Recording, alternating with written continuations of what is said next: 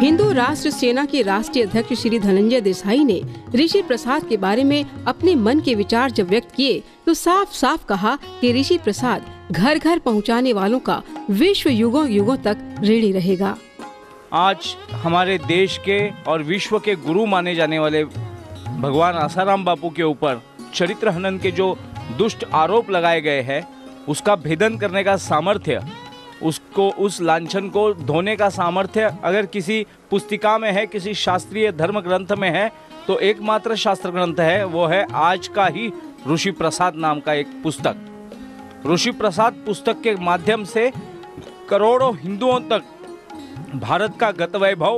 गत वैभवशाली परंपराएं और ऐसी कुछ नुस्खे जिससे उनका उत्थान हो, उनके पीढ़ियों का, उनके पुष्टों का उत्थान हो, उनके कर्म दोष का निवारण होकर वो भक्ति मार्ग के ऊपर सफल हो, ऐसे कुछ नुस्खे, ऐसे कोई टेक्निकल पॉइंट्स शास्त्र में, जो धर्म के शास्त्र में है, वो बताए जाते हैं सरलता से, सुलभता से।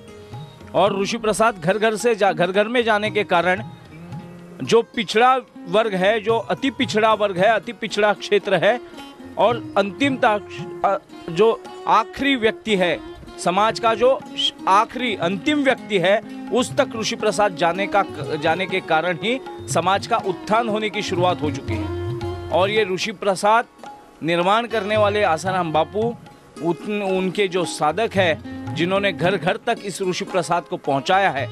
ये कोई पुस्तिका नहीं है, किताब नहीं है, ये एक धर्म ग्रंथ है आज के कलयुग का। और कलयुग में हमें हमारे राष्ट्र की, धर्म की, हमारे राजनैतिक अधिकारों की, हमारे सांस्कृतिक, सामाजिक, आर्थिक, शैक्षणिक और सांस्कृतिक रक्षा करनी है, तो एकमात्र पुस्तिका आज हमारे सामने सरल और सुलभता से उपस्थित है, वो है ऋषि प्रसाद। तो मैं सभी को, देश में रहने वाले, देश से बाहर रहने वाले, जो भी विश्व का कल्याण चाहते हैं, वसुधैव कुटुंबकम को मानते हैं, वो सभी ऋषि प्रसाद के प्रचारक बने, वाचक बने, उसके साधक बने और अपने आप में एक विश्व कल्याण का सामर्थ्यशाली ऐसा परिवर्तन लाए। ऋषि प्रसाद घर घर में पहुंचाने वाले उन साधकों का हिंदू समाज युगों तक ऋणी रहेगा।